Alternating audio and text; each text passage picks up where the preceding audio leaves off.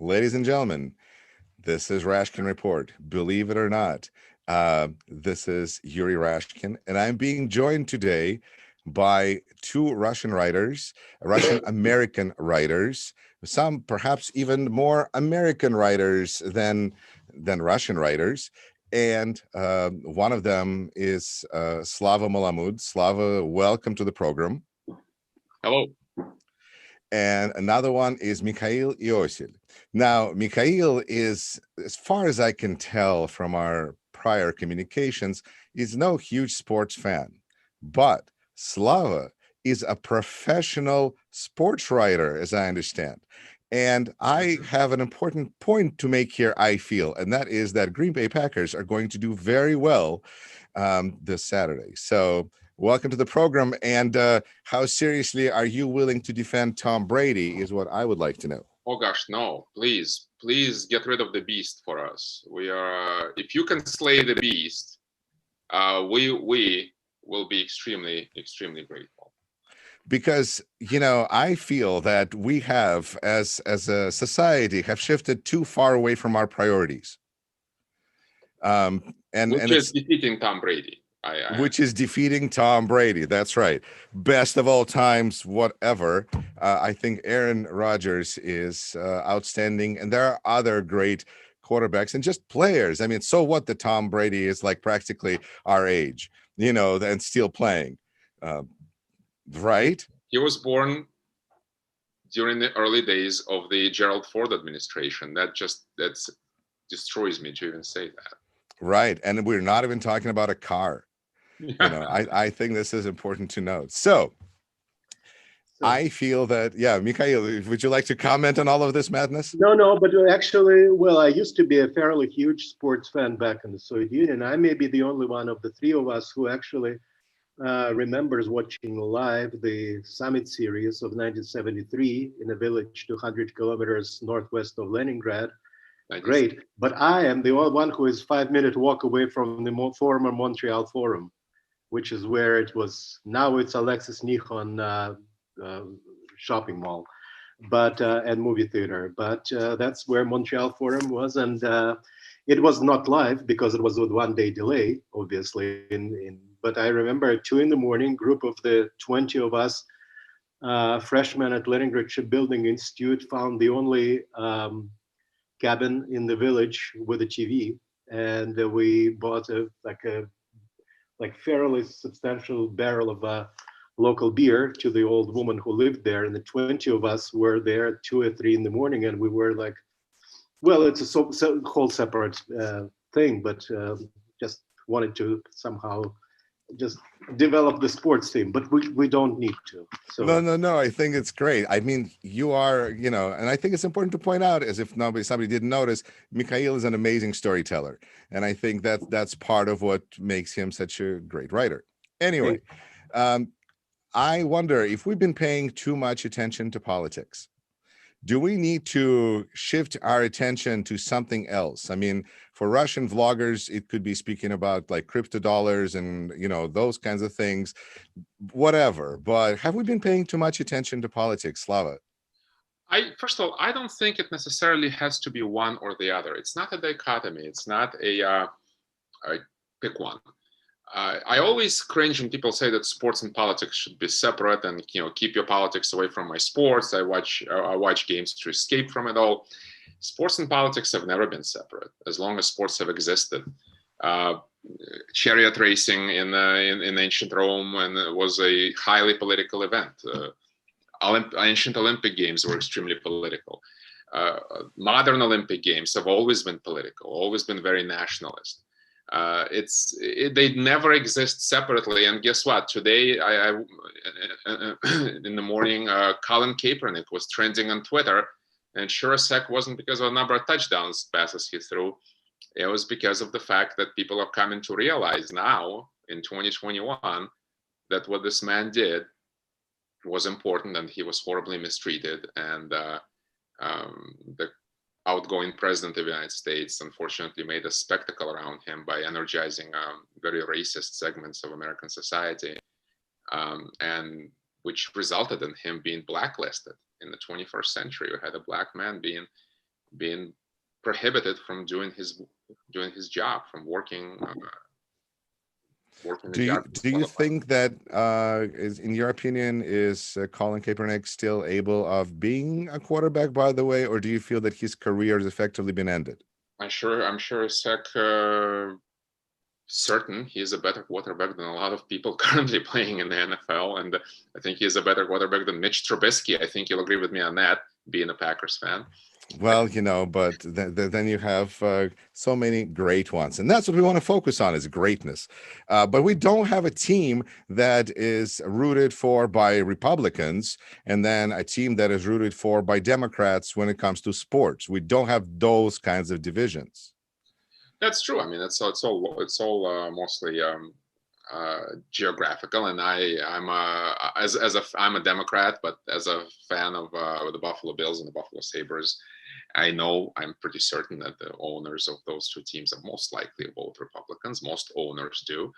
And one thing that I always hope for is that my favorite athletes are just shut up about politics and don't talk about it, because I know they're probably going, especially if they're white, I know they're probably going to be on the opposite side of the spectrum from me. But hey, it is their right.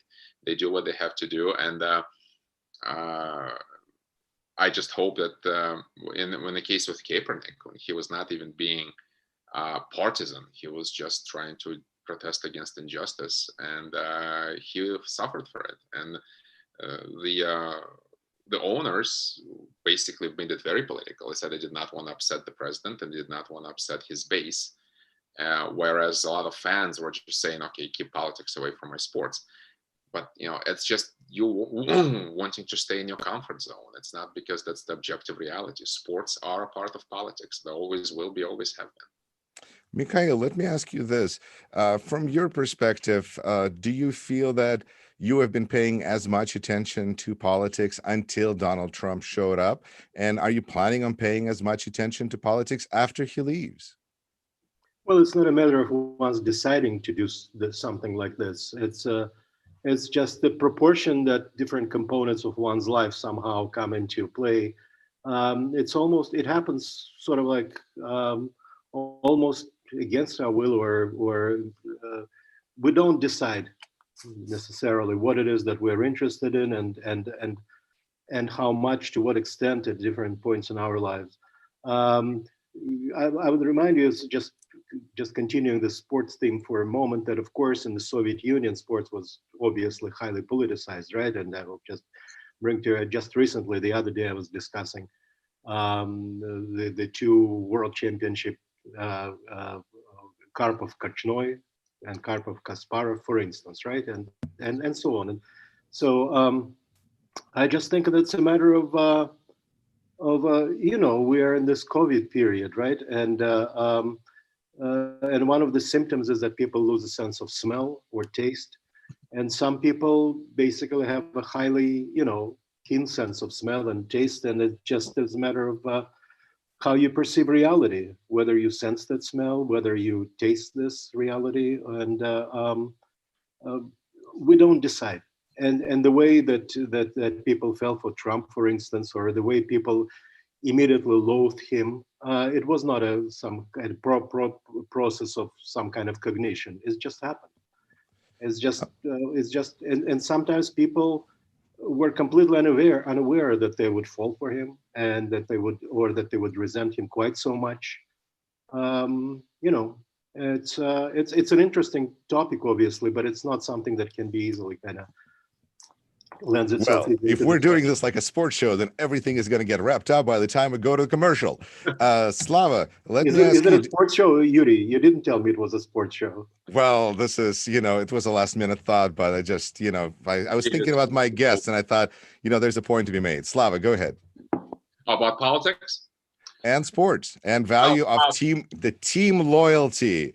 No matter how bad or good my team is, it's my team. That is a great point. And I gotta tell you, I was pretty apolitical until my early 30s.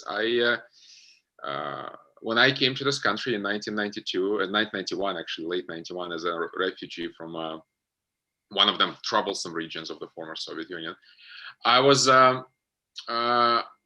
I was kind of susceptible to the entire discourse prevalent among the Russian American diaspora, which tends to lean extremely hard to the right, and much more to the right now than it was back then. But even then, pretty much 95%, I would say, of all Russian Americans were like Reagan Republicans.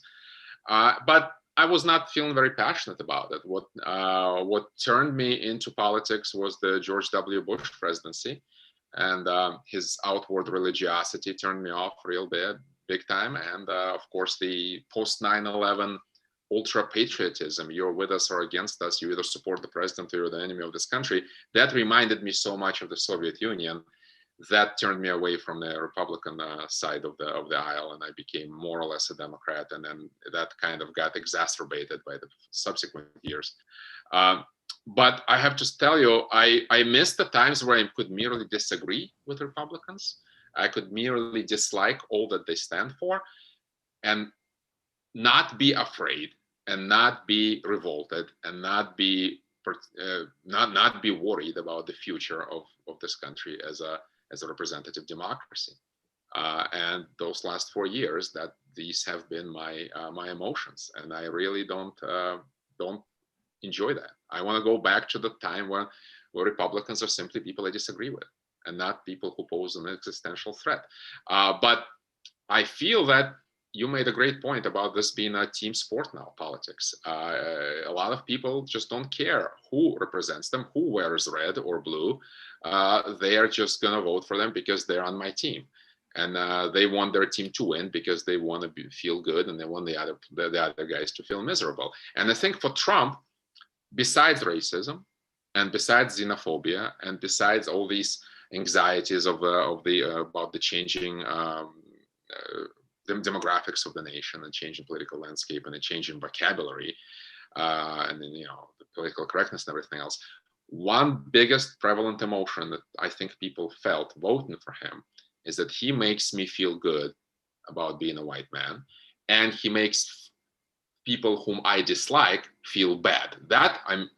People who voted for him, I believe, from conversations with some of them, really love them because he made people that they hate furious. People like me furious, and that is a very sports fan emotion. This is also a punchline to a Russian joke where man's desire is not to have all these wealth and beautiful women, but to have his neighbor's cow die. Yeah.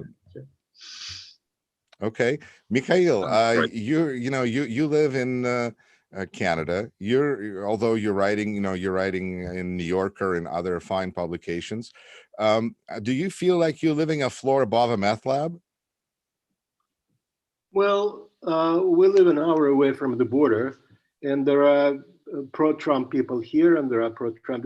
Trump is an existential.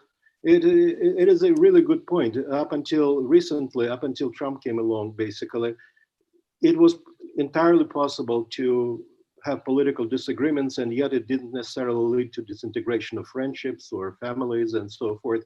And it was not such a powerful existential thing. But he plugged into something basically much more insidious and profound than just mere political disagreements. Existential disagreements, basically. He found this uncommon, walking vehicle of other people's shamelessness. And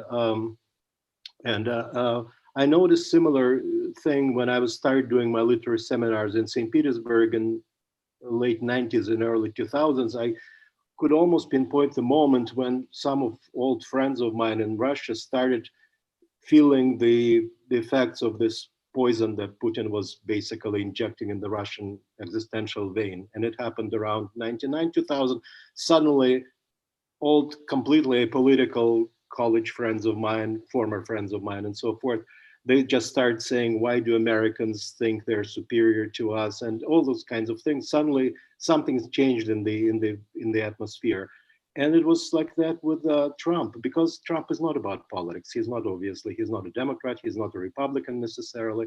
If anything, he's a proto-fascist, but that doesn't begin to describe him either. He's just basically a walking amalgamation of a redeemable feature. Basically, he just came along and told people that there is no shame, or if you have shame, I'll take it upon myself. I be your vessel for shamelessness. And obviously, in our case, we deal with fellow emigres and so forth. It landed powerfully with them, obviously, because basically they were looking for someone to look down on. And he told them that it's entirely legitimate and entirely beyond scope of shame to look down on people, to be racist and so forth. Mikhail, I wonder, have you ever been banned from Facebook? Not really, no. No, it makes sense to me because you use such vocabulary, such rich vocabulary, that I think it just overwhelms the algorithm. It's not used to dealing with that. Like, do I place that? Was this an insult or was this an observation? Where is the fine line? You make it very complicated, but thank you. Slava, your response. I agree. Yeah, I think when it comes to Trump, his overwhelmingly his political his political beliefs basically are whatever makes me better, whatever makes Trump great, and whatever makes all those people that he wants to be respected by respect him.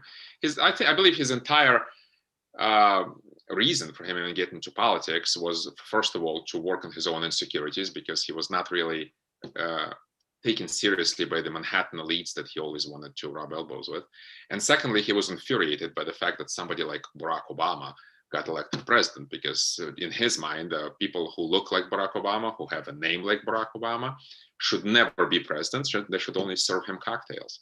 And he was shaken to the core by the fact of Obama's presidency, and that's why he shaken, not stirred. Go ahead. Exactly. And in as much as he has any political beliefs, from what I've been able to discern over the last 4 years, it's 17th century mercantilism and xenophobia. There's nothing else there. There's nothing else that he passionately believes in. He believes that America is being ripped off by other countries on trade, and he believes that only people who look a certain way and sound a certain way and vote a certain way should be called Americans. Everybody else should not. And these are two very powerful emotions that he was able, basically two powerful emotions he was able to tap into, especially with the core of his voting bloc. It's that second one, the xenophobia and the exclusiveness. As one Trump voter once told me, he is the first politician I've ever encountered who makes me feel better to be a white man. And to me, that basically explains everything. It explains why 70 million people voted for him. It's resentment of a formerly privileged majority who feels like they're losing their privilege. All right. Well, how can we wrap this up before we go to a commercial break, also known as begin our stream in Russian for the part of our audience that speaks either or both languages? You should watch both. Remember to subscribe to Rashkin Report. Sometimes we even do programs in English here. This is why not, right? So back to the question of brand loyalty and team loyalty. Packers have had plenty of seasons that did not go very well. And people didn't give up on Packers. People felt that, the true believers, not bandwagon fans, but true believers support their brand. But it doesn't mean that people don't want a better general manager, and people don't want a better quarterback, and people don't want a better receivers in every other position and a better stadium. All of those things can coexist within the brand loyalty. So I'm wondering if it is possible for Republican Party to recover the brand, to save the brand, and just fill it with better people. Either one of you, fine gentlemen, whoever wishes to take a stab at this one first/last. Well, lots of people have taken stab at it over the last weeks and months, and lots of people have read Timothy Snyder's piece in the New York Times Magazine, right, about the party breaking up into gamers and breakers, right, and the people who want to game the system and the people who basically want to completely break everything up. And that was the initial Trump appeal: shake things up, break things up, and just basically dismantle the system. And we're not going to discover anything new here if we say that the Republican Party is kind of breaking up in front of our eyes right now, right? So it's an interesting process if there is any Well, if there is any silver lining to Trump presidency, of course, it's a powerful cautionary tale and hopefully an inoculation of some sorts. A and B, it probably would lead to the downfall of the completely cynical and absolutely apatriotic at this point to Republican Party, the way it is basically presents itself now. So that's probably, I don't know. I think that Trump is going to become radioactive, and people who support him become radioactive in many ways, at least from from business and marketing perspective, for sure. And Republican Party, yeah, I don't know how it's going to reconstruct itself. It's been exposed as an basically as an unpatriotic party, undemocratic party. So they cheated. All right. Yeah. Okay. Slava, what about, can this brand recover without reinflating its balls? Well, Tom Brady again. Tom Brady references. Awesome. Love it. Well, first of all, cry me a river with your Packers. I mean, you guys have won 2 Super Bowls in my lifetime.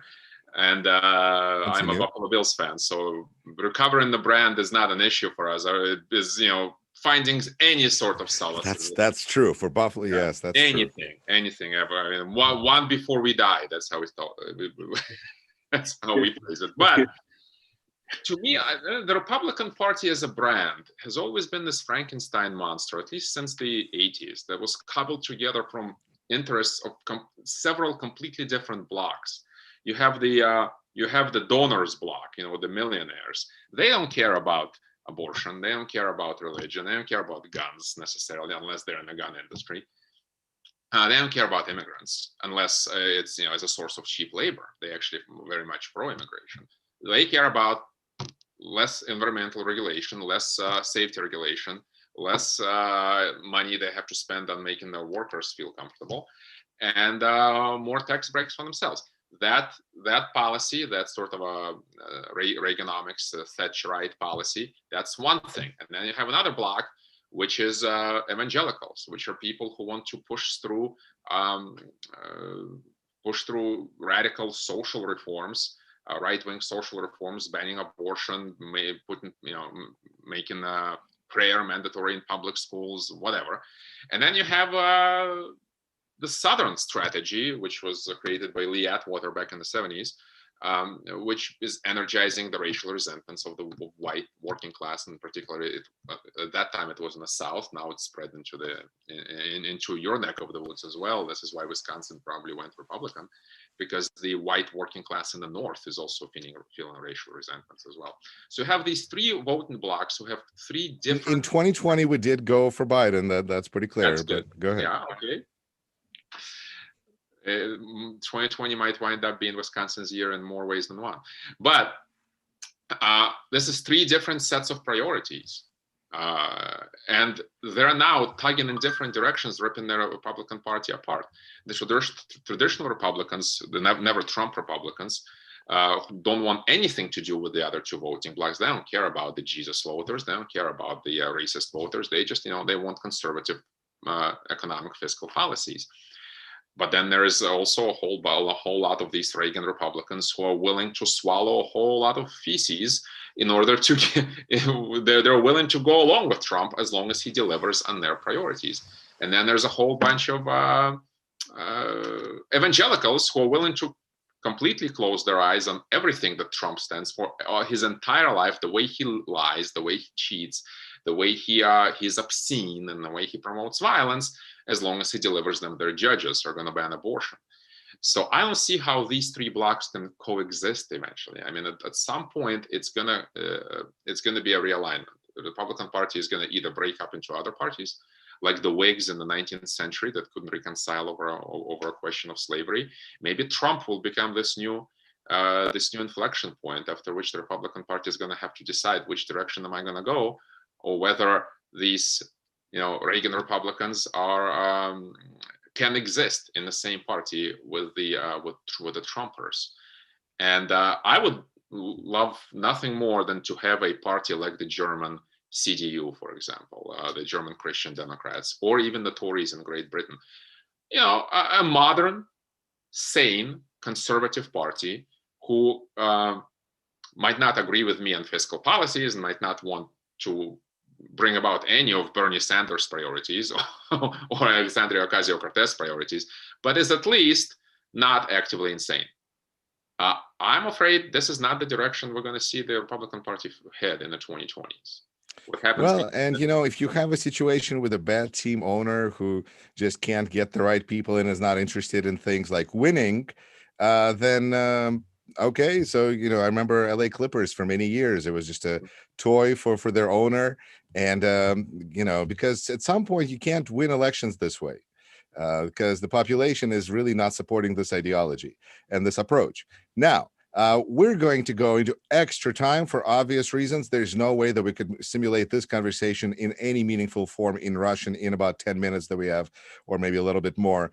So let's just continue this conversation in English in the meantime.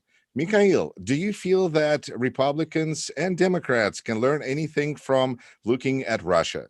Where Mr. Navalny was bravely decided to enter Russian history by returning after being clearly poisoned and revealing in a video who his poisoners were, and finger points clearly at Kremlin and her evil motives. I'm tired of calling them him. It's just Russians are so strong into pronouns and power. Let's go with her. Kremlin, it could be a she. So isn't there anything that Republicans and Democrats in the United States learn from looking at in East? Well, I don't know. Republicans, I mean, Americans are not looking at Russia in order to learn a lesson, and they're not looking at Russia at all, generally. And it would be yet interesting. Russians consider themselves, I mean, Chadaev, famous thinker, said that Russia is created to be a bad example. Yeah, it's the underbelly this of the Western psyche in some ways, but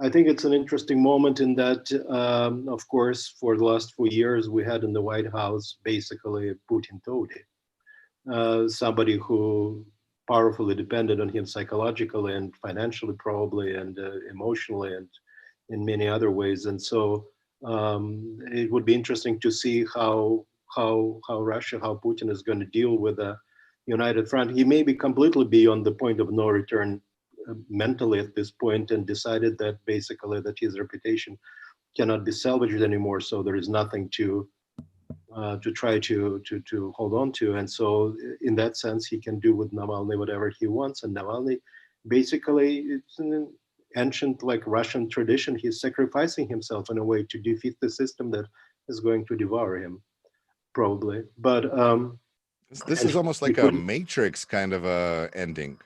It is where he blends with the system to take it over. It's sort of like an incomprehensible level of bravery somehow, recklessness, whatever. But it's bravery, and people have a difficult time adjusting to this level of bravery, and therefore you can see in Russian noosphere, in the Russian Facebook or in Russian social media, you can see the immediate proliferation of anti-Navalny.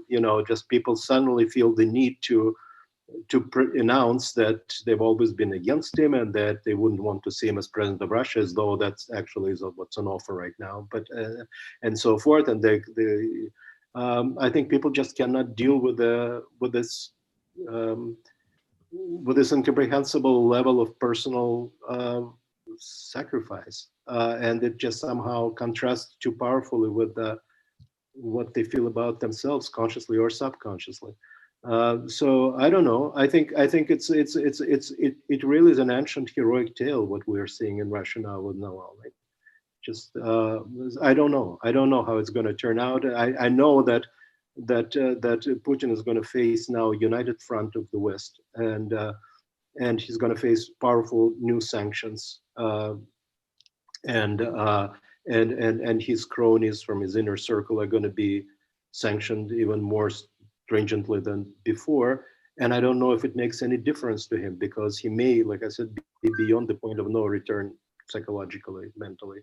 He may be deranged to that extent, that the sense of that he's been humiliated, and he's been humiliated enormously by Navalny. He tried to kill him and failed. And now Navalny basically showing him up by showing back in Russia, and what's like almost taunting him You want to finish me off? He could, and yet probably he couldn't. Don't know. But what we're seeing, of course, now in Russia, yeah, it's a heroic tale in some ways. It's fascinating to watch, and it's going to be kind of interesting to see how Putin is going to deal with the West that's united against him, and probably, yeah, I don't know. Slava, let me throw this to you.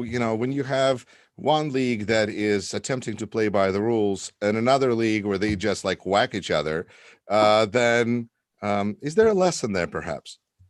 Yeah, I think so. I think the biggest lesson that America can learn from Russia is if you look at the 20 years of Putin's rule, and I agree with Mikhail because I've also found an inflection point, a point where I just stopped understanding most of my former compatriots and colleagues I worked with in the Russian media. That happened in 2014 after Russia annexed Crimea. But if you look at the 20 years of Putin's rule, Putin's greatest achievement, PR-wise, was not to make Russians believe into some new ideology, some new fancy ideology, whether it be communism or orthodoxy or anything else, anything they would hold sacred now. It was to convince them that there is no such thing as the truth. There's no such thing as facts, that everybody has their own facts, everybody has their own truth. Nobody is better and nobody is worse. Everybody is looking out for their own interests. And we just might as well vote for a guy who, yeah, he enriches himself and he lies, but who doesn't? At least he's making us great again. And that is what happened in America in the last 4 years. You had a creation of alternative reality, alternative facts, people not believing the media, not believing in science anymore, not believing any type of authority or expertise, people just going with their gut and voting for somebody who makes them feel better because he's promising to make them great again. And in their minds, being great again means being greater than people they don't like. And that is the same type of mentality that keeps Putin in power. And that's the same type of mentality that brought Trump into power and almost very, very nearly kept him in power for 4 more years, which would have been disastrous, I believe, for Western democracy. That is, to me, that's the biggest reason. That's the biggest lesson you could learn from Russia. You could look at Russia, look at the Russian media right now, look at how Russians talk about politics, how Russian young people who have known nobody but Putin, 20 somethings, how they talk about politics and what they hold dear and what truths they hold to be self-evident. And you can see a pretty terrifying picture of what might happen in America, at least with a very substantial segment of the voting public over the next 10 years. And that is a sobering thought. All right. I will remind listeners that you're watching and viewing Rashkin Report. I'm your host, Yuri Rashkin, and my guests today are a sports writer and a teacher in Maryland, Slava Malamud, and a writer and professor at Concordia University in Montreal, Mikhail Iossel. And as we are looking at wrapping up this conversation, Mikhail, I'm curious as you see this process, you're thinking that you're in the right place right now, being in Montreal and being a little away, or do you feel connected? And let me take that back. Russian community is extremely right-wing as a whole. It seems to me that almost in order for Russian culture to continue to be represented in a positive way, it needs to shift into English. And when we talk about these super conservative Russians, they also are speaking Russian, because it seems to me that a way for a person, a progressive mindset of Russian background, to continue to live in a community is to shift into English. And that's where progressive thoughts and perhaps future lives. Is there a language culture barrier that you can sense, because you're obviously a very successful writer in English, as is in Russian, so you see both sides? Well, you're right in the sense that, well, this remove is illusory, of course, but that I'm at. But because we're now all the netizens, we're all existent in cyberspace, and we are connected that way with the people. I frankly, you know, all the friends I have share my political views, um, and I think that the majority of every first generation of Eastern European immigrants, and generally immigrants to the New World, imagine people coming into the New World, they are completely overwhelmed by the cacophony of the New World. Everything is unfamiliar. They don't know the language well. They come from monochromatic world, and it's this explosion of color and just the sheer massive emotional and psychological overload that it causes them immediately to start looking for somebody who offers them the simpler picture of the world, basically, the more monochromatic, the more clear-cut picture. That's Republicans usually. And whoever is the easiest explainer will get them. And so that's nothing new. That's absolutely natural. It's unfortunate that people who basically, no matter how long ago they may have left the Soviet Union, let's say, or post-Soviet Russia, they decades ago, they still hadn't fully arrived in the United States and America, because basically they don't know. They're still wandering in the desert. All right. Well, they've sort of like, it's you know, it's the sort of like the very sort of self-isolating Chinatown of their mind, you know, somehow. It's just a very hermetic existence, and it's unfortunate in a way. And that's how they perceive America. The America of their imaginings, the real America, is not the one that actually exists. So from that standpoint, they can be pitied, and it's kind of sad in many ways, except that it's also very noxious. But like I said, you know, the sphere of my friends, for instance, are people who share my beliefs and it kind of feels natural. I don't know, their children already will be different. It's the fate of every first generation wave of immigrants to be very conservative, or Right. to the right of Attila the Hun. So. All right. Slava, let me throw it back at you and we will wrap this up at this point after your answer, because do you feel that there's a way for progressive liberal writing in Russian, or is that such a small niche audience that you might as well just, if you're going to be progressive, you might as well do it in English?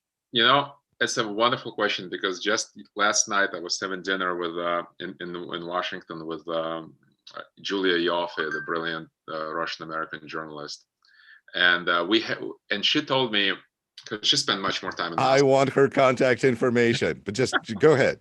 She's very busy writing her book right now. She's terrible at answering her personal messages. But yeah, we are. And she was talking about the liberal Moscow youth, the young people in Russia right now, and they're mostly in Moscow, who are very much plugged into the liberal discourse, into the modern, you know, socially liberal discourse in the West. And she said that they almost never use any translated Russian terms for the things they care about. Like they use things, and I see if our English-speaking audience can pick up on what I'm talking about. They use things like toxичный маскулизм, or зачекай твою привилегию, or things like cisgenderный мужчина, and things like that. So they use these English words, not even translated, and that serves as a cultural marker of a person with a certain point of view, and they kind of, this is how they identify each other, that they are not your traditional Russian patriarchal or arch-conservative, arch-right-wing imperial type of thinkers. They feel like their beliefs and what they hold dear can only be properly expressed in English. I, as a writer, as a former sports writer in Russia, I always felt the need to translate any terms, sports terms in particular, that I felt were clunky and not friendly to the Russian language, and either make up my own or explain them somehow, or simply, you know, find the best translation I could. But today's youth obviously doesn't feel that way. They feel like Russian language no longer addresses their needs. And it might be a good point. It might be the fact that just like in the area of high tech, we have borrowed a lot of English because we didn't feel like Russian was well suited for translating information, for relaying information in a very concise way. English is a very good language in relaying technical information and relaying. Just to be fair, that could also be due to the fact that there is no Iron Curtain, because North Koreans have much better quality of language than South Koreans because they have no communication with anybody else. That's right. That's very much cleaner language. I always felt that Russian was a much better language to relay emotions. We're more poetic. We can say things. We can utter a sentence that will carry almost zero information, but will exactly let you know how we feel. Whereas English, there is a sign about in the Sheremetyevo. I like you. Enough. There's a sign in Sheremetyevo Airport that says для входа с багажом, не подлежащим заполнению таможенной декларации. And then the English translation, nothing to declare. So it takes us 15 words to say something that in English can be relayed in 3 syllables. And I think that maybe that's why, maybe liberalism is the same way. It doesn't translate into Russian very well, but it's just because our culture is just lagging behind in that respect. In many ways, that's true. I mean, we're still very patriarchal and we're still stuck in the 19th century in a lot of aspects, which is unfortunate. But if Russians are known for anything, we're known for overcoming extremely severe odds. Well, and on that note, I would like to thank my wonderful guests today, Mikhail Iossel and Slava Malamud. Mikhail joined us from Toronto. I'm sorry, Montreal, wrong city. And Slava joined us. I don't know. You're in Baltimore, am I correct? Yes. Baltimore. All right. And I am myself, obviously, in Wisconsin. And go Packers. Thank you for watching. Remember to subscribe, support your favorite team. And until we meet again, take care. Bye-bye. Take care. Bye-bye.